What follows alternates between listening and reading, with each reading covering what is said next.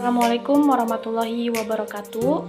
Yang terhormat Ibu Rita Kusumah MPD selaku dosen pengampu mata kuliah kewirausahaan dan teman-teman semua kelas PGSD 1B yang saya cintai dan saya banggakan.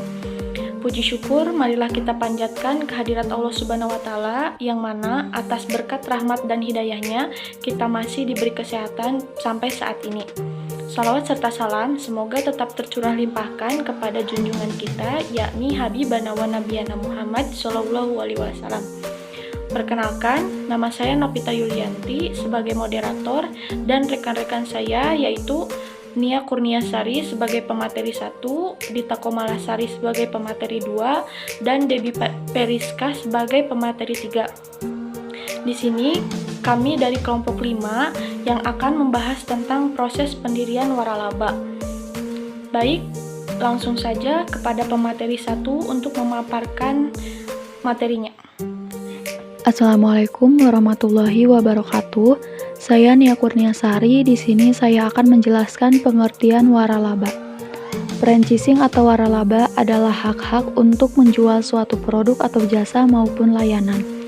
Adapun para pakar memberikan beberapa pengertian tentang waralaba. Di antaranya, yang pertama Muhammad Japar. Ia mengemukakan pengertian waralaba adalah pola hubungan kemitraan antara kelompok mitra usaha dengan perusahaan mitra usaha yang memberikan hak lisensi, merek, saluran distribusi perusahaannya kepada mitra usaha sebagai penerima waralaba yang disertai dengan bantuan teknis bimbingan manajemen. Yang kedua yaitu Yosef Mancuso. Ia mengemukakan pengertian waralaba adalah franchise merupakan suatu istilah yang menunjukkan hubungan antara dua pihak atau lebih guna mendistribusikan barang atau jasa. Dan yang ketiga yaitu Douglas G. Quinn. Ia mengatakan bahwa franchise ialah suatu metode perluasan pemasaran dan bisnis, yaitu perluasan dan distribusi produk serta pelayanan dengan membagi bersama standar pemasaran dan operasional. Pada saat ini dapat dikatakan bahwa franchising merupakan salah satu segi pemasaran dari banyak kemungkinan cara memasarkan usaha yang sedang berkembang pesat. Franchising adalah sebuah bentuk jaringan bisnis, jaringan yang terdiri dari banyak pengusaha yang bekerja sama dengan sebuah sistem yang sama. Baik, selanjutnya adalah proses pendirian waralaba. Cara mendirikan bisnis waralaba atau franchise sebagai berikut. 1. Membuat konsep. Sebelum Anda membuka bisnis waralaba atau franchise, Anda harus menyusun konsep serta model bisnis untuk usaha waralaba Anda. Sebab, salah satunya untuk menarik calon franchise Anda dan sebagai ciri khas serta keunikan bisnis Anda dengan yang lainnya. Oleh karenanya, Anda harus memikirkan matang-matang konsepnya agar masyarakat dapat lebih mengenal bisnis waralaba Anda. Kedua adalah menyusun standar operational procedure atau SOP. Dalam mendirikan bisnis waralaba, Anda wajib menyusun standar operational procedure terutama untuk jenis waralaba makan atau minuman. Hal tersebut berguna untuk mempermudah para mitra dalam mengoperasional usahanya. Ketiga adalah mendaftarkan brand atau merek Anda. Maraknya tindakan plagiat membuat Anda harus mendaftarkan brand atau merek dagang Anda ke Dirjen Hak Kekayaan Intelektual untuk menghindari terjadinya hal-hal yang tidak diinginkan nantinya. Sebab, apabila merek atau brand Anda telah terdaftar pada DHKI, maka Anda akan mendapatkan perlindungan hukum selama 10 tahun terhitung sejak tanggal penerimaan merek Anda. 4. Menyiapkan laporan keuangan. Mendirikan usaha waralaba sangat memerlukan laporan keuangan untuk mengetahui usaha tersebut berkembang.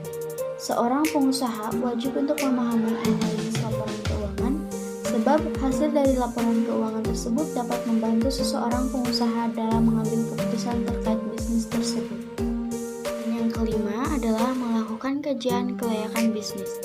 Mengkaji kembali terkait kelayakan bisnis usaha yang akan Anda waralabakan, seperti dengan melakukan perhitungan mengenai lamanya modal agar dapat kembali saat usaha mulai beroperasi. Apabila waktu pengembalian modal tersebut pendek, maka semakin bisa untuk menarik minat para pembeli usaha waralaba Anda. Hal selanjutnya yang harus Anda lakukan yaitu memperkirakan seberapa kuat produk yang Anda jadikan bisnis waralaba tersebut agar bisa berjalan ke depannya. Dan yang selanjutnya adalah kriteria mengajukan usaha waralaba. Dalam PP nomor 42 tahun 2007 disebutkan bahwa waralaba harus memenuhi 6 kriteria, yaitu 1. Memiliki ciri khas usaha. 2. Terbukti sudah memberikan keuntungan. Ketiga, memiliki standar atas pelayanan barang dan jasa yang ditawarkan dibuat secara tertulis. Yang keempat, mudah ajarkan dan diaplikasikan. Yang kelima, adanya dukungan yang berkesinambungan. Dan yang keenam adalah hak dan hak keyakinan intelektual yang telah terdaftar. Melanjutkan materi tentang pro dan kontra bisnis waralaba. Seperti yang telah kami sampaikan sebelumnya, bahwa banyak orang yang memuji bisnis waralaba ini. Jadi, akankah lebih baik kita membahas tentang alasan-alasan mengapa orang-orang menjadi pro terhadap bisnis waralaba? Yang pertama, waralaba menawarkan tingkat kegagalan yang rendah. Setiap ada bisnis baru yang berkembang dengan pesat, pastinya bisnis tersebut akan menjadi pusat perhatian bagi para pembisnis atau wira swasta lainnya. Ini bukan hanya menjadi pusat perhatian, namun mereka akan mencari tahu apakah bisnis tersebut dapat menjadi bisnis waralaba, sehingga mereka bisa membangun bisnis yang serupa dengan memberikan imbalan lisensi tahunan kepada pemilik waralaba atau perusahaan induk. Yang kedua, waralaba memberi kekuatan pasar dari produk induk. Jadi, tanpa harus pusing-pusing memikirkan strategi pasar untuk menarik perhatian pembeli dan pelanggan, orang-orang yang melakukan bisnis waralaba akan mendapat manfaat dari daya beli kolektif yang berasal dari perusahaan induk atau perusahaan utama yang mengrakasai bisnis tersebut lebih awal. Yang ketiga, waralaba akan memberikan bantuan bisnis yang menguntungkan. Menjadi pemilik waralaba bukan hanya sedang menjalankan bisnis yang rendah tingkat kerugiannya, namun para pembisnis waralaba juga akan mendapatkan bantuan berharga bagi bisnis mereka sepanjang masa.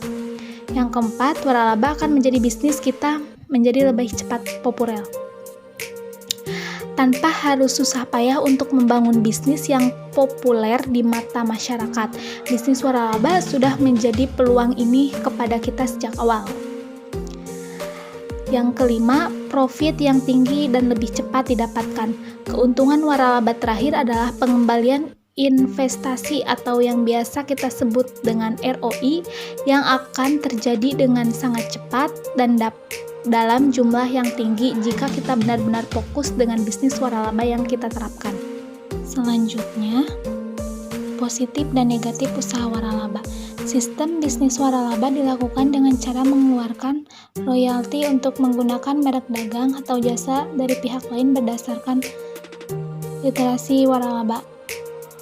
Bisnis ini tidak cukup mudah dijalankan, termasuk bagi mereka yang memiliki pengalaman yang kurang.